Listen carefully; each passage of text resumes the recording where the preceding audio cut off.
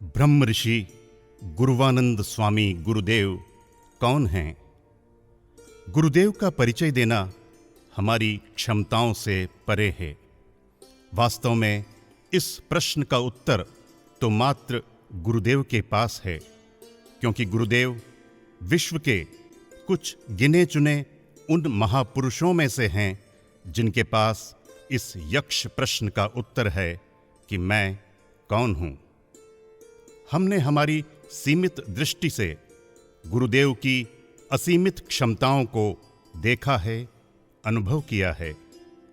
दया, करुणा, सहजता और सरलता की प्रतिमूर्ति गुरुदेव इस युग के अत्यंत पूजनीय संतों में से एक हैं।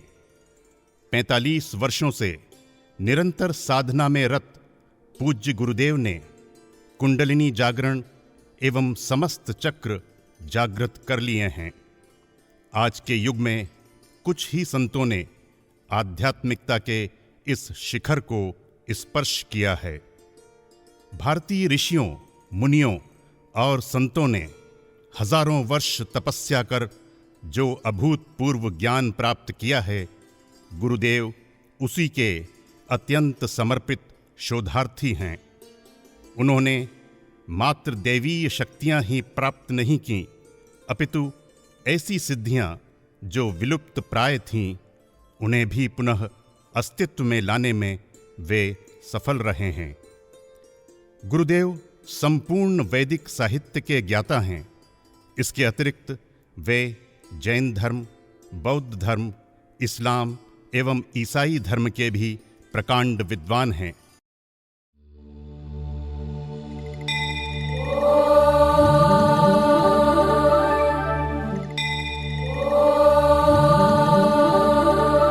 मेरे बंधुओं, हम परमात्मा से प्रार्थना करते हैं। Our prayers are answered by God in 5 ways. हमारी हर प्रार्थना परमात्मा के 5 तरीकों में से कोई ना कोई एक तरह का उत्तर जरूर होता है। हमारी हर प्रार्थना के 5 उत्तर होते हैं, उसमें एक उत्तर हमारी अपनी प्रार्थना का होता है। All our prayers answered in one way of following 5 ways. One way of the following 5 ways. One way of the following 5 ways. हमारे हर प्रार्थना भगवान के 5 जो हमारी प्रार्थना का 5 उत्तर होता है, उसमें से एक हमारी प्रार्थना का भी उत्तर जरूर होता है। वो 5 उत्तर कौन कौन होते हैं? जब तुम परमात्मा से प्रार्थना करते हो, कोई चीज मांगते हो, तो प्रभु की पहली उत्तर होती है कि okay, all right, okay my son, you have it. तुम गुरु से मांगे हो, परमात्मा से मांगे हो, तो परमात्मा पहला उत्तर में देता है, हाँ मेरे प्रिय, ले लो, ये जा ले लो, तेरा हुआ, have it. Yes my son, yes my child, have it. हाँ मेरे बच्चे, ले लो। ये सबको अच्छा लगता है, सबको प्रिय लगता है कि मिल गया, दिख जाता है। लेकिन उसके और 4 उत्तर हैं। जब ये नहीं होता है, कभी कभी हम मांगते हैं और नहीं मिलता है, तो परमात्मा की दूसरी भी उत्तर होती है हमारी प्रार्थना की। जो दूसरा वे है, वह कहता है परमात्मा कि know my child, you do not deserve it. Know my child, you do not deserve it. नहीं मेरे प्रिय, नहीं मेरे बच्चे, तुम इस लायक नहीं हो, तुम्हें इस लायक बनना पड़ेगा। तुम डिजायर कर रहे हो लेकिन डिजर्व करने लायक नहीं हुए हो, पहले डिजर्व करने लायक बन जाओ। डिजर्व करना सीखो, तुम्हें इसकी जरूरत नहीं है, उस लायक बनो। जानते हो, दही अमृत है लेकिन तांबे के बर्तन में पड़ जाए तो क्या होगा? दूध अमृत है लेकिन सरफ के पेट में चला जाए तो क्या होगा? जहर बन जाएगा। वो डिजर्व नहीं कर रहा है दूध को। कहते हैं बिल्ली के पेट में घी, अगर बिल्ली घी को पी ले तो वोमिटिंग आ जाए, वो उसे पचा नहीं पाए उसे। तो दूसरा जो परमात्मा उत्तर, गुरु तेरा उत्तर देता है, वो कहता है know my child, you do not deserve it. नहीं, तुम डिजर्व नहीं करते हो इसको। तीसरा भी उसका उत्तर है, तीसरा वे है, और prayers are answered by 4 ways. 5 ways, 5 way में, 5 तरीकों से उत्तर आता है। उसमें से एक तरीका, तेरे हर प्रार्थना का एक तरीका से उत्तर मिलता ही है। निश्चित ही कोई ना कोई इस 5 तरीके में एक तरीका का उत्तर तुमको मिला होगा। तीसरा जो उत्तर देता है वो कहता है, wait my child, it is not right time when you are praying. Third जो उसका उत्तर है परमात्मा का, वो कहता है, wait my child, it is not right time. इंतजार करो बच्चे, थोड़ा इंतजार करो, ये सही समय नहीं है, उचित समय नहीं है। तेरा बेटा छोटा होता है और कहता है, पापा मोटरसाइकिल का चाबी दो, मैं चलाना चाहता हूं, देते हो? क्या देते हो? बेटा 10 साल का है, बोले कि कार का चाबी दो, क्या कार की चाबी दे देते हो? क्या अध्यक्ष है, बोलो दे दोगे? बोलो नहीं नहीं भाई, अभी तो भाई तुम उस लायक नहीं है, अभी तुम्हें ड्राइविंग लाइसेंस नहीं मिला, 18 साल होने दो, ड्राइविंग लाइसेंस लेना तब चलाना। तो कहता है परमात्मा, wait my child, it is not right time, ये राइट टाइम नहीं है, सही समय नहीं है, सही समय को आने दो, आने दो समय को।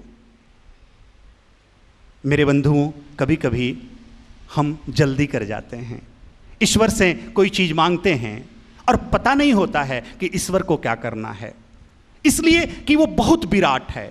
हमें जो दिखता है वो छोटा है, जो नहीं दिखा उसका बड़ा विस्तार है, बड़ा विराट है, बहुत बड़ा है। पता ही नहीं है कि कितना हमको नहीं दिखा है, जितना दिखा है वो तो लिमिटेड है, उतना ही पता है, वो छोटा है।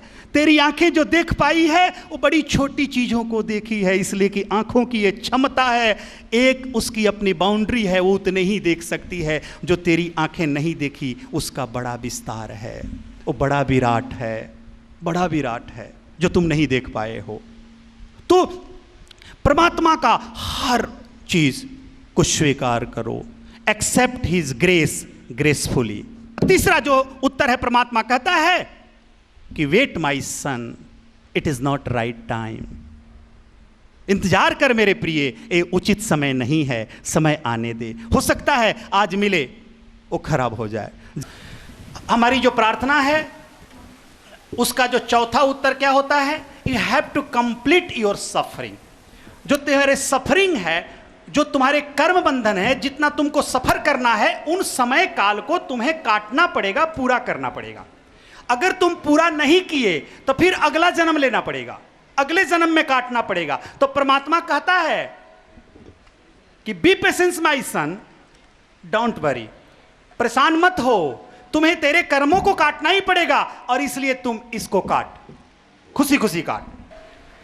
प्रार्थना का जो 5 उत्तर होता है, उस 5 उत्तर में से एक उत्तर जरूर मिलेगा। इस 5 में से कोई ना कोई उत्तर तुम्हें जरूर मिलेगा।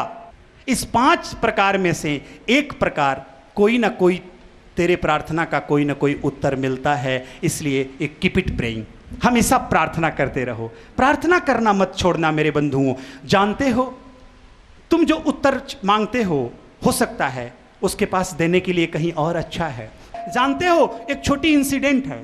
एक बार 2 देशों में युद्ध चल रहा था, 2 देश के सोल्डर जो थे युद्ध कर रहे थे। दूसरे देश के जो सैनिक थे उन्होंने बहुत बड़ी बम छोड़ी, जो सैनिकों के सर के ऊपर के आके और उन सैनिकों के पीछे गिर गया, दूसरे देश के सैनिकों के, और मारे थे अपोजिट वाले। इतना धुआं उठा कि एक सोल्डर को पता नहीं चला वो कहां है, और जोश में वो गोली चलाते चलाते दूसरे देश के सोल्डर सैनिकों के अंदर चला गया। और वो युद्ध करते करते गोली चला रहा और जा रहा, उसको पता ही नहीं चला, लेकिन वो पहुंच गया। जब वो धुआं खत्म हुआ और आवाज सुनी लोगों की, तो बोला ये तो मेरी भाषा नहीं है, ये मेरे बटालियन ऐसी बोलती नहीं है, ये मैं दूसरे देश के दुश्मन के कब्जे में आ गया हूं। जब वो पीछे घूम के देखा तो उसका कोई आदमी नहीं था, सारे सैनिक पीछे छूट गए थे और वो दुश्मनों के सैनिकों के नजदीक था। अब वो जंगल की तरफ भागा और वो सैनिक सारे उसके पीछे दौड़े मारने के लिए।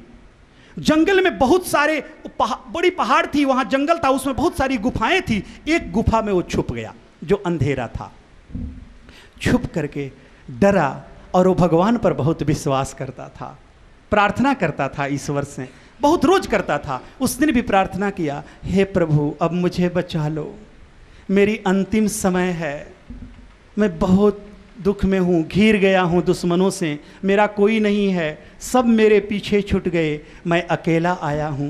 मेरे बंधुओं, वो सोल्डर प्रार्थना किया कि प्रभु मुझे बचाओ, अंतिम समय, अब मेरी रक्षा करो, चारों तरफ दुश्मन है, मेरा कोई नहीं है, गिर चुका हूं। प्रभु मेरी यह जो गुफा है, इसका दरवाजा पर बड़ा पत्थर डाल दो, गिरा दो, बंद कर दो।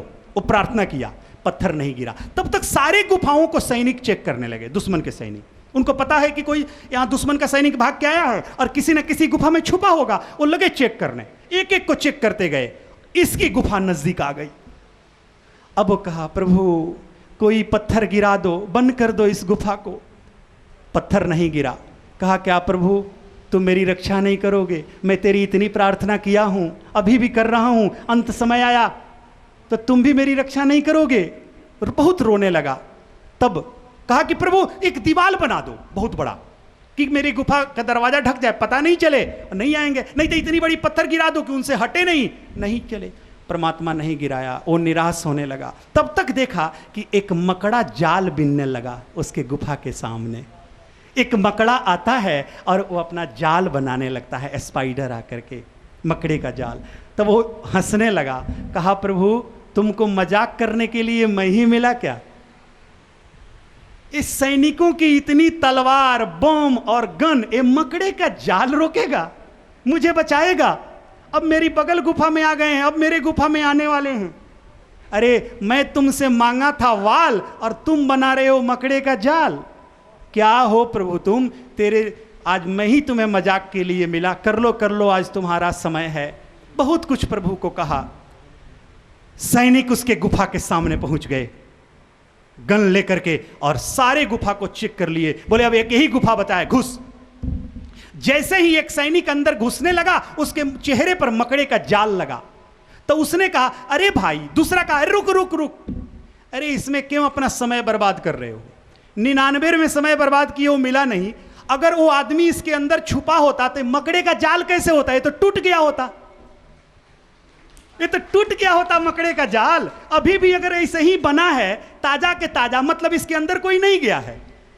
अगर इसके अंदर प्रवेश करे तो जाल टूट जाए, और टूटा नहीं है, ये तो एकदम ताजा जाल है। अतः इसके अंदर वो गया नहीं है, इसलिए डोंट वेस्ट योर टाइम, अपनी टाइम व्यर्थ मत करो, चलो कहीं भाग गया लगता है। तो दूसरा कहा, yes you are right, yes you are 100% right, तुम सही कह रहे हो, मेरे चेहरे पर पूरे मकड़े के जाल लगे हैं।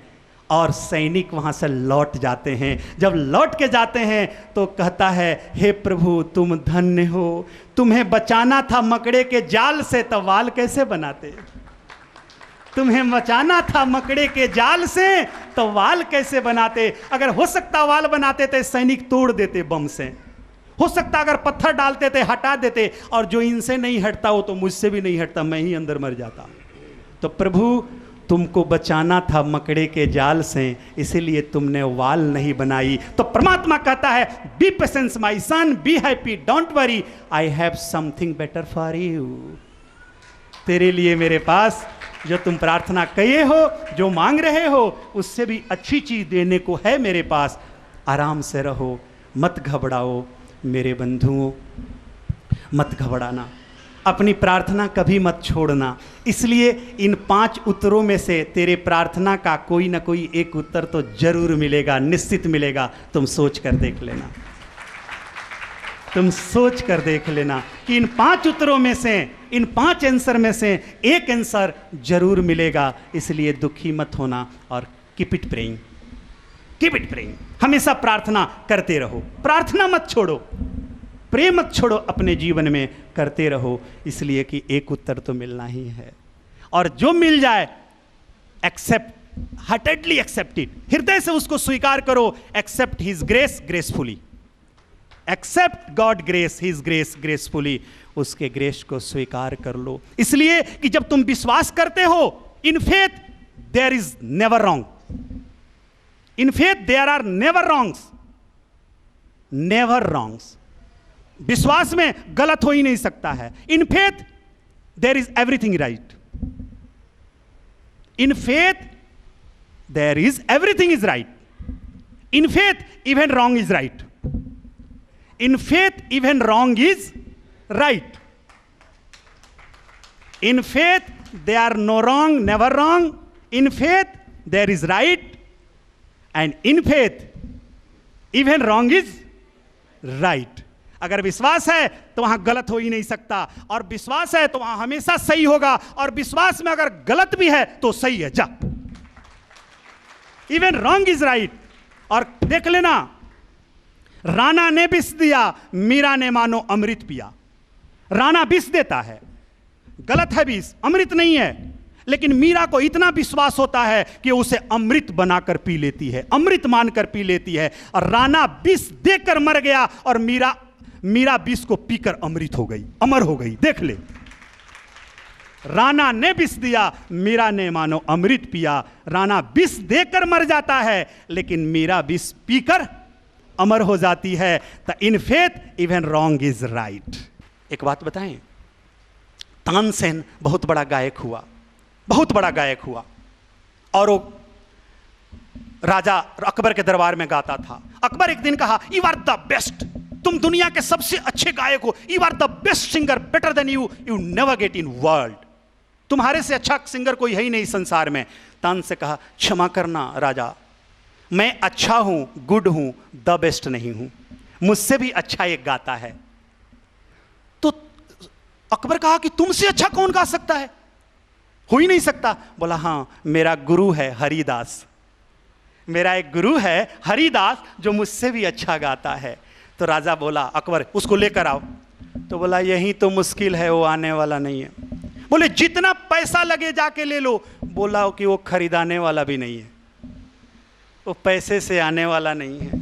सारे पैसे उसके सामने सुन, भाव से उसके भाव नहीं लगा सकते हो, अपने भाव से खरीद सकते हो, उसके दाम नहीं लगा सकते, वो प्राइसलेस है.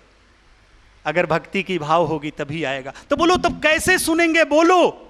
तो हां, सुबह सुबह 4 बजे वो गाता है, गंगा के किनारे, वहां सुना जा सकता है. अकबर रात में ही चला गया 2 बजे, तारीफ सुना. तानसेन को अकबर बहुत पसंद करता था. गया तो हरिदास गा रहे थे, गया छुप गया तो 4 बजे हरिदास गाने लगे, और हरिदास गाने लगे और अकबर रोने लगा. हरिदास 1.5 घंटे तक गाते रहे, 5:30 बजे तक, सुबह के 4 बजे से शुरू हुए, और अकबर भूल गया वो राजा है कहाँ है. जहाँ बैठा था भाव विभोर हो गया और रोता रहा, आंख से आंसू निकलते रहे. हरिदास गाना बंद किए, स्नान करने चले गए गंगा में. तब अकबर की ध्यान टूटी, वो तानसेन के साथ लौटा तो उसने कहा, तानसेन तुम सही कहा, हरिदास बहुत अच्छा गाता है, तुम ऐसा क्यों नहीं गा सकते, तुम भी प्रयास करना, तेरे में तो वो सारा गुण है. तो बोला, कभी नहीं राजा, इसलिए कि मैं कुछ पाने के लिए गाता हूं, मेरे गाने में व्यापार है कि मैं गाऊंगा तब पैसा दोगे, धन दोगे. अगर मुझे वो सारा धन हो जाए तो हो सकता है मैं गाना बंद कर दूं, लेकिन मेरा जो गुरु है ना, वो कुछ पाने के लिए नहीं गाता है, वो पा लिया है इसलिए गाता है.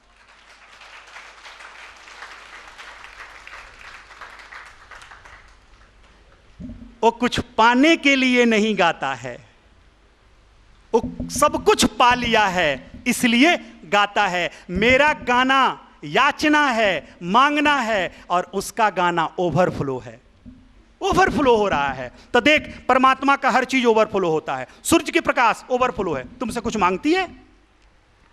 भगवान की हवा ओवरफ्लो है, खुशी होकर दे रहा है. भगवान जो फूल खिलाया है उसका ओवरफ्लो है. भगवान जो ये संसार दिया है, तुम्हें खुशी दी है, वो उसका ओवरफ्लो है, वो तुमसे मांगने के लिए नहीं.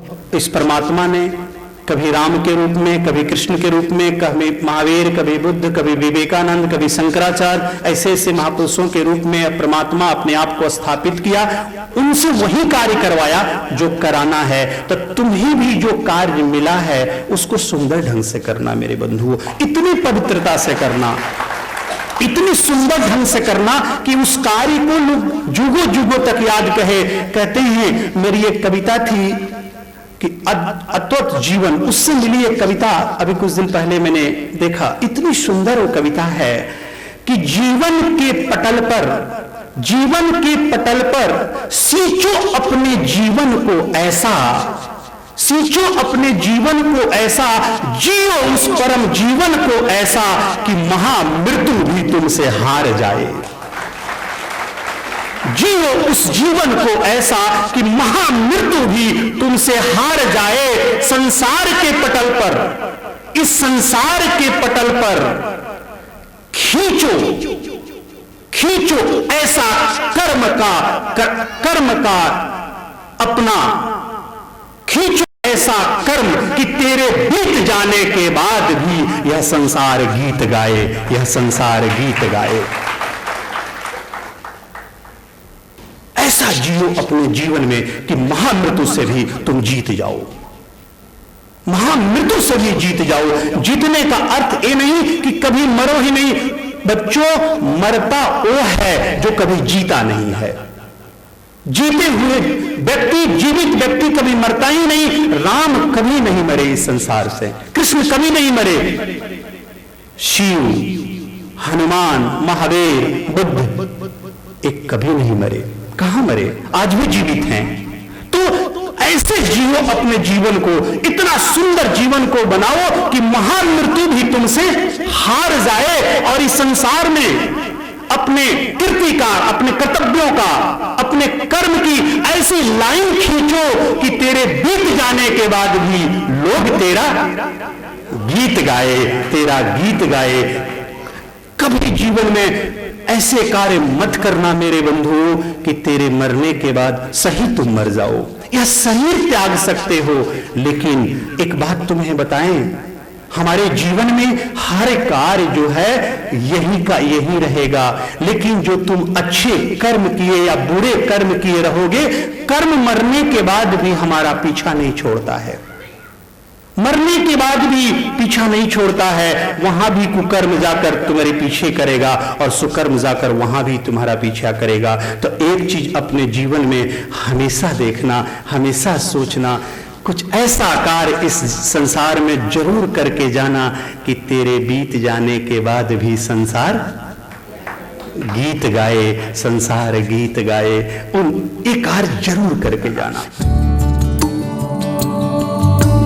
गुरुदेव एक ईश्वर प्रेरित पवित्र आत्मा हैं, जो पवित्र एवं प्राणदायिनी ऊर्जा का अजस्त्र स्रोत हैं। गुरुदेव की इस पवित्र ऊर्जा के आनंद का अनुभव उनके सानिध्य में ही प्राप्त किया जा सकता है। हम आपको उनके आगामी कार्यक्रमों में सम्मिलित होकर व्यक्तिगत रूप से उनका आशीर्वाद प्राप्त करने के लिए आमंत्रित करते हैं, जो आपके जीवन की दशा और दिशा को एक सकारात्मक परिवर्तन देगा। ब्रह्म ऋषि गुरुवानंद स्वामी गुरुदेव पृथ्वी पर ईश्वर का वरदान हैं और उनके ऊर्जावान देवीय व्यक्तित्व का अनुभव करने और आशीर्वाद प्राप्त करने का सुअवसर उपस्थित हुआ है। आगामी 4 अक्टूबर 2015 को कोल्डन सेंटर न्यूयॉर्क में गुरुदेव के दर्शन, सानिध्य और आशीर्वाद प्राप्त करने हेतु आप आमंत्रित हैं। अधिक जानकारी हेतु आप स्क्रीन पर दिख रहे आदरणीय गुरुदेव के फेसबुक पेज को भी विजिट कर सकते हैं।